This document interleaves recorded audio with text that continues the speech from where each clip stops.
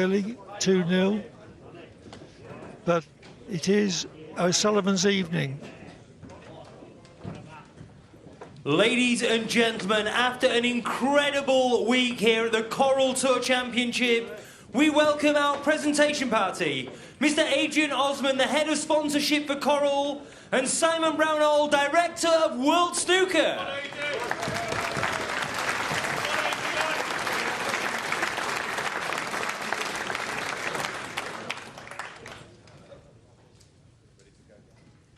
We begin with our runner-up, collecting the runners-up medal and prize money of £60,000, Neil Robertson.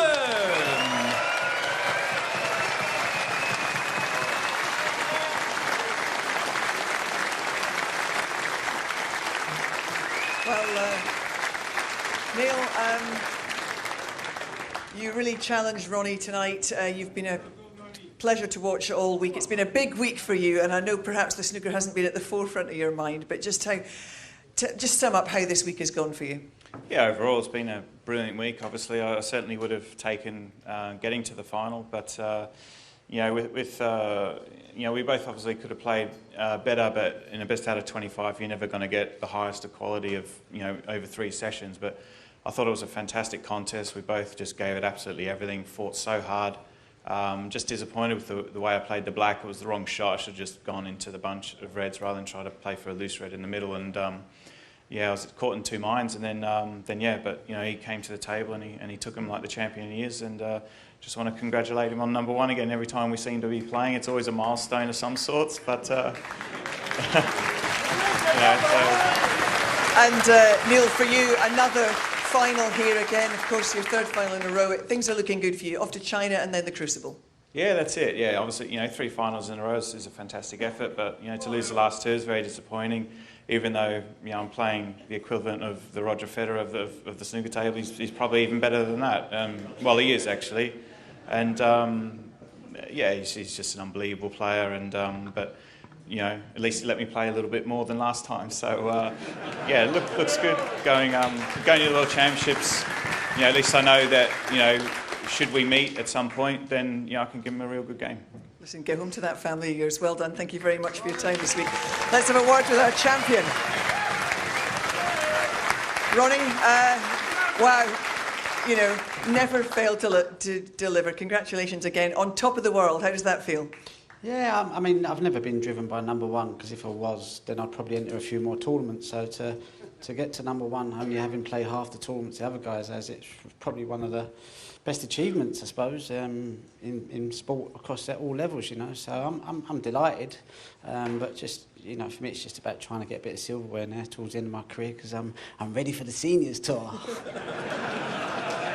You have royally entertained us this week. I think the match against Judd will live long in the memory, and of course the performance in Preston as well. How have you enjoyed this Coral Tour series? It's been all right. Listen, I just want to say, you know, congratulations to Neil. You know, him and Judd have been the 2 best players so far this season, along with myself. You know, so if one of us 3 doesn't win the world, I'd be very surprised, you know, because the consistency that we've been showing through the season, you never know. But to me, this guy here, he's got the Rolls-Royce Q action. You know, he's got the courage, the ability, and he will definitely win more world titles because he has the bottle. He's proved he can do it. And I just think it was a good advert for snooker this week. A great tournament. The crowd have been fantastic. You know, I just want to thank my sponsors, Affinity. They've been really good, you know, supporting me, and obviously Betcris. You know, they've been fantastic. Without their support for the last 3 or 4 years, it would have been a lot tougher. So, you know, I need to thank all them people, because you just don't do it on your own. So it's been a good team effort, but yeah, thank you. Well, listen, I'm going to let you get presented in a moment. Just to say, I know that the records aren't top of your list of importance, but that was your 36th ranking title record, now level, of course, with Stephen Hendry. Wouldn't it be nice to go past him at the Crucible? Yes. Honestly, I'm not driven by records. Obviously, I just like to play and I like to enjoy the game. I like to play well all the time if I could, and when I don't, I get a bit disappointed, a bit hard on myself. But I've learnt to be a bit easy on myself. So, but we'll see. Listen, whatever happens, it's been a good career, and I just enjoy playing. And you know, I think the seniors tour is ready for me now. I'm too old for all this business. It's too hard work trying to cut up these youngsters, you know, all this grey hair and It's not easy. Doesn't look that way. Listen, I'm going to let you collect another trophy here. Ladies and gentlemen, Ronnie O'Sullivan. Ladies and gentlemen, your winner collecting the Coral Tour Championship trophy. Prize money of £150,000 and the title of 2019 Coral Tour Championship, the Rocket, Ronnie O'Sullivan!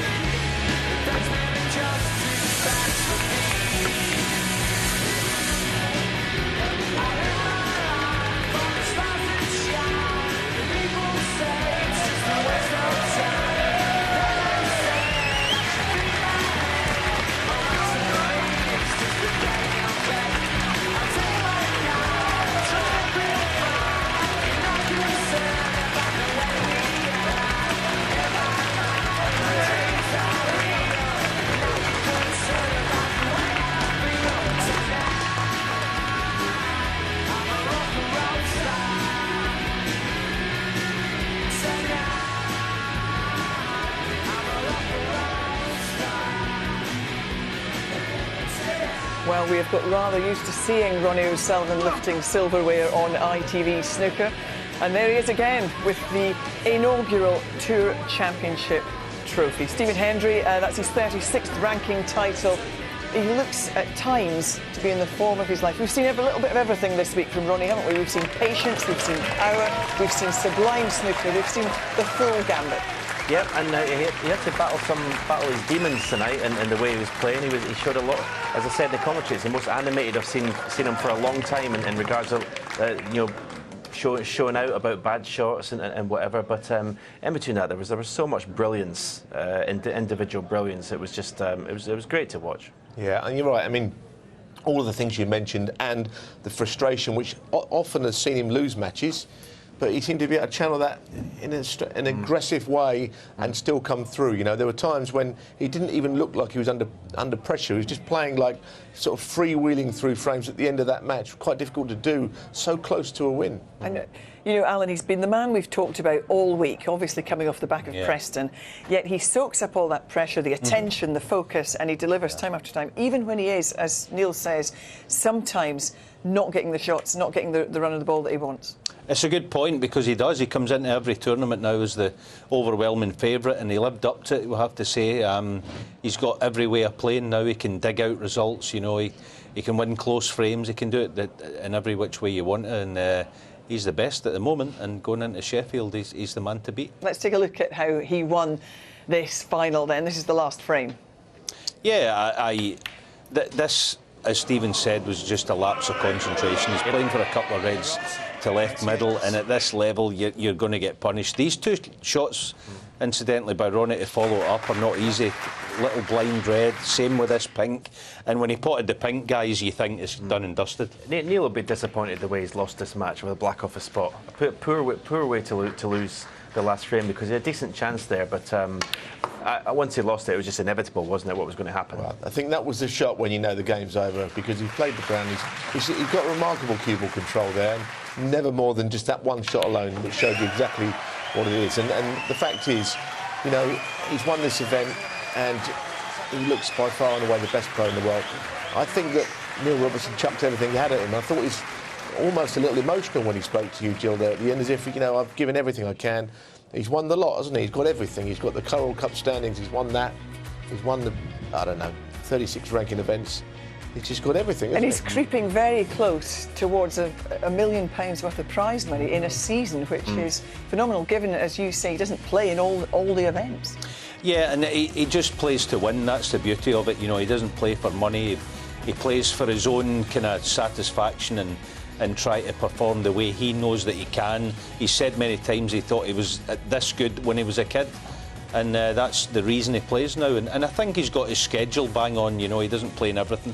I think the other thing we saw today, particularly towards the end of the match, we say he was animated. You know, you could see from the look on his face when things didn't go his way. He wanted this, and I think, you know, when you look at the career that he's had, the trophies that he's won, he still wants it. Yeah, this is the kind of trophy that Stephen would have, you know, if he was still playing or this was around with you, you'd love to have won this one because it's a high-profile event, it's an 8-man event, the cream are in it over long matches, and it would have suited you if it had been, I know one thing, you'd have been in it every year, probably number 1 seed, but, you know, it would have been something absolutely. you'd love to have played in. Absolutely, you want to prove yourself against the other best players in the world, and I think that's why he showed so much emotion when he beat Judd Trump, because Judd Trump had beaten him in the final of the Masters, and I think that was a massive win for Ronnie, and that's why he showed so much after he'd done it. But yeah, these are the events that will get Ronnie's juices flowing. That's why he doesn't play in everything. But these sort of things, yeah, and I mean, it's frightening for the others. He's going to have 3 weeks rest before Sheffield.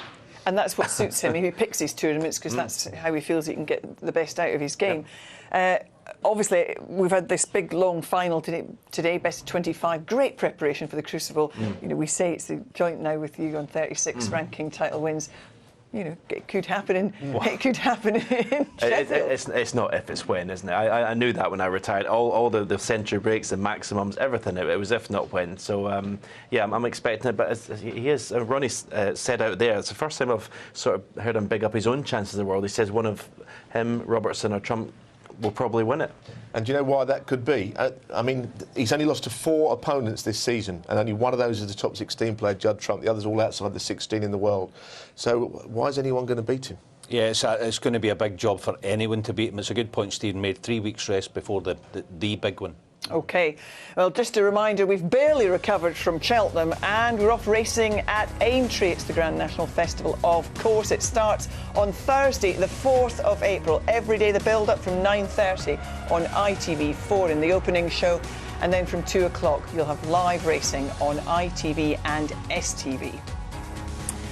And if you've enjoyed the Coral Series, who couldn't have enjoyed the Coral Series? We have got more snooker coming your way at the end of the year. On the 4th of November, we'll all be back at the Rico in Coventry for the Champion of Champions. My thanks to the guys. Great to have you with us. Thanks to you for joining us. Thanks to Phil and Didno, and thanks to Ronnie. He's only gone and done it again.